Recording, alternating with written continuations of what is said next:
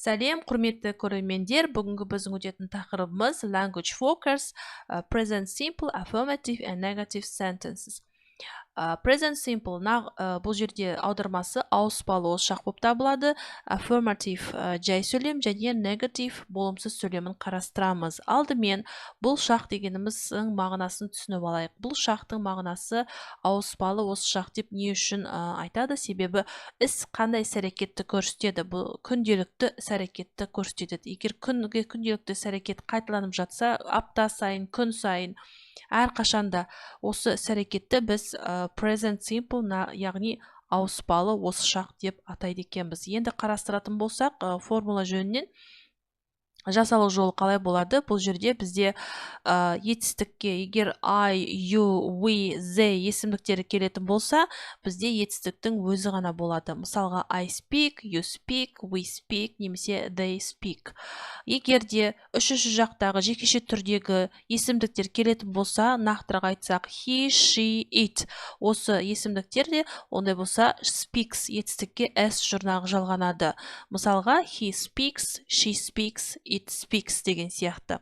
Немесе адам есімдері келеді, біреу болса Әсел speaks деген сияқты, Омар speaks деген сияқты, Окей, бұл жерде енді келесі кестені қарайтын болсақ, бұл жердегі negative sentence, бізде тақырыпта negative берілген, ол болымсыз сөйлем. Болымсыз сөйлемді біз қалай жасаймыз? Not сөздің көмегімен жасайды екенбіз бұл жерде. Яғни I don't speak, бұл жерде do немесе does көмекші етістік қолданады. Do көмекші етістігі мына есімдіктермен беріледі. I, you, we, they. Мінекей. Ал does көмекші етістігі he, she, it. Мысалға I do not speak, you don't speak. Don't деген бұл жерде қысқартылған түрі, do not толық түрі. They don't speak.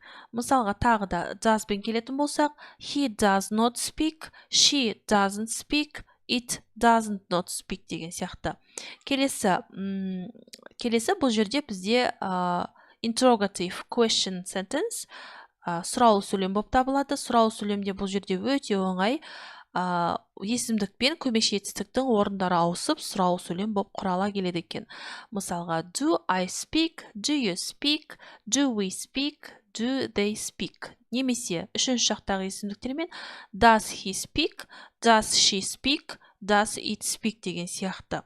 Енді жауап берген кезде бұл жерде қысқаша түрде жауап бергенде де өте оңай. Yes немесе no және де есімдіктермен көмекші етістік келеді. Yes болатын болса yes I do, yes you do. Немесе болымсыз болатын болса no we don't, no they don't.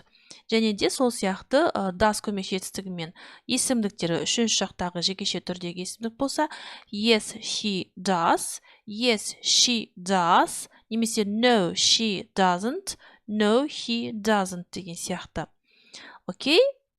We'll continue with exercise. Exercise number 1. Бұл жерде біз алдыңғы сабақта 22-ші беттегі мынау мәтін берілген. Осы мәтінге қарап біз етістігін тауып, жазып, мына жақта толтырады екенбіз. Яғни present simple шағына мән береді екенбіз. Бірінші бізде my grandparents come from Russia. Come не үшін? Себебі көпше түрде берген. Менің ата-аналарым, яғни апам, әжелерім, атам не істейді? Россиядан келген дейді жалпы, Енді бізде біріншісі қалай болады? I don't speak it much. Немесе I don't speak Korean much. Бұл жерде it деп тұрған Korean тілін айтып тұр, Korea. Don't speak болады. My grandmother tells me lots of stories. Екіншісі tells. We don't see my grandparents' brothers and sisters very often. Бұл жерде үшіншісі don't see. Alexander speaks it. Яғни Александр неміс тілінде сөйлейді. Немесе иттің орнына German деп алсақ та болады. Speaks болады. We also learn about each other's cultures. Бесіншісі бізде also болады, Окей, кеттік. Бұл жерде бізде алтыншысы мына жерде жоқ. Rules бұл жерде яғни ережелер бұл present simpleға байланысты ережелер. Бізде бұл жерде дейді біріншісінде we use the present simple to talk about facts and routines немесе things happening now. Бұл жердегі біз қолданамыз дейді ауыспалы осы шақты яғни нәтижемен оның күнделікті қайталануын немесе дәл қазір болып жатқандығы дейді. Әрине бізде facts and routines болады жауабы. Келесі екіде бұл жерде we add s to the he, she, it forms in negative or affirmative sentence. Бұл жерде бізде таңдаған affirmative болады. Себебі affirmative деген жай сөйлемде біз яғни s жұрнағын he, she, it жекеше түрдегі есімдіктер келетін болса ғана осы affirmative sentenceде қолданамыз жай сөйлемде. Окей, үшіншісінде бұл жерде we use doesn't, don't, it, isn't, aren't to make negative sentences.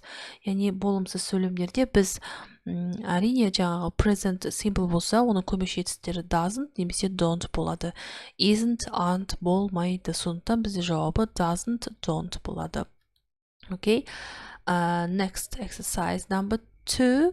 Бұл жерде біз не дейді? Бұл жерде бізде мынау кестенің ішіндегі берілген сөздерден, яғни етістіктерден 3 топқа бөледі екенбіз. 3 топқа болғанда біріншісі s немесе es жұрнағы қай жағдайда жалғанады, соларды теріп жазамыз. Келесі топта бізде o, x, double s, c, h, sh жұрнақтары, яғни окончаниялары, соңғы сөздердің соңғы әріптері осындай әріптермен бітетін болса, аяқталатын болса, es жұрнағы жалғанады деген сияқты. Және де үшінші топта бұл жерде y әріпімен аяқталса, сөзіміз бізде y түсіп қалады да, оның орнына es болады. Мінекей бұл жерде несін беріп қойған, мысалына дейін. Ал егер оны орындайтын болсақ, мінекей бұл жерде біріншісінде бізде мінекей uses, writes, listens, eats, knows, sleeps, buys, comes, makes, walks, thinks болады. Кеттік. Келесіде екінші топта бізде мына әріптермен аяқталса дейді goes болады, mixes, finishes, watches, teachers, does. Үшіншісінде бұл жерде tries, carries болады. Және де бұл жерде бір айта кететін жайт, have деген сөзіміз бар. Мінекей мына жерде берілген, міне have. Бұл етістікте ешқандай топқа жатпайды, себебі бұл етістігіміз бізде бұрыс етістік болып табылады, және де оның осы present simple'да has болып кетеді. Сондықтан бұның ешқандай тобына жатпағандығы содан. So we'll continue and exercise number 3. Use the verbs in brackets and write true sentences in the present simple. Біз бұл жерде берілген жақшаның ішіндегі әртүрлі етістіктерді қолданып, present simpleға ауыспалы осы жаққа құрап қоямыз. Okay, the first, my father goes to work every day. Не үшін go-ға es жұрнақ жалғадым? Себебі бұл my father, менің әкем, қандай есімдік болса болады? He болса болады, бұл жерде жекеше түрдегі бір ғана адамды айтып тұр. Goes. Окей. Тек қана бұл жерде барлығын болымды емес, және де негатив болымсыз түрде құрауымыз да керек екен. Екінші, my mother doesn't teach Russian. The third, at my school they do Mandarin. The fourth, my friend and I don't watch TV every day. The fifth, I try to learn 10 new words every day. The sixth, the English teacher doesn't write difficult words on the board. The seventh, I like math. The eighth, my friends don't play computer games. Мінекей жауаптары осы болады. Енді келесі біздің жаттығуымыз тапсырмамыз exercise number 4. Берілген кестедегі сөздерді қолданып, бос орындарға толтыруымыз керек мағынасына қарап әрине. Окей, exercise number 4. For example, I live in London, but my family comes from Italy. We don't speak English at home because my grandmother lives with us and she doesn't understand English. She often watches Italian films. My grandmother does the cooking at home and she makes spaghetti every day. When she goes to Italy in the summer, we eat burgers and chips every day. Exercise number 5. Бұл жерде бізде берілген кестенің ішіндегі көмекші сөздерден present simpleға құрауымыз керек. Яғни тек жай сөйлем емес, арасында negative sentence'ді құрауымыз керек. Яғни жай сөйлем және де болымсыз сөйлем. Мен құрағандағы бұл жерде тек қана өзіңізге байланысты сөз құрауыңыз керек. Әрқайсысы әр оқушы өзіндік бір өзіне ғана сұрақ қойғандықтан бұл жерде жауап беруде әртүрлі болып табылады. Окей, бұл жерде мендегі жауап бергенім I like Kazakh food. Мінекей, мен қазақ тағамдарын жақсы көремін, ұнатамын. My watches, бұл жерде қалдырып кетіппін. My brother дей салайын, My brother watches only Italian films. Менің ағам итальяндық фильмдерді, тек итальян фильмдерін көреді, қарайды. Не үшін watchers дедім? Себебі my brother ол he есімдігімен де келсе болады. Бір ғана адамды айтып тұр. Келесі. I don't read comics, it's boredom. Мен Корея комикстерін оқымаймын, себебі ол it's boredom дегеніміз жалықтырғыш. Скучно дейді. Келесі, my father doesn't read English book because he doesn't know. Менің әкем ағылшын кітаптарын оқымайды. Себебі ол білмейді ағылшын тіліне. Мінекей, бұл жерде doesn't деп болымсыз түрде бергем. Doesn't жүрген жаңағы көмекші етістік жүрген жерде етістікке ешқандай жұрнақ жалғамаймыз.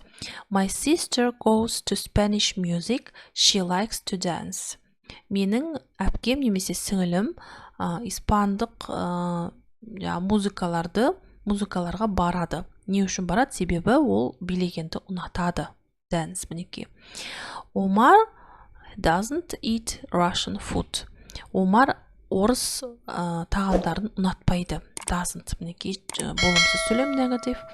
My family don't watch Korean TV programs. Менің отбасым кореяндық жаңағы Корея тіліндегі программаларды, TV программаларды қарамайды деп мінекей сөйлем құрастырдым. Осымен біздің сабағымыз аяқталды, құрметті көрермендер. Келесі сабақта көріскенше сау болыңыздар.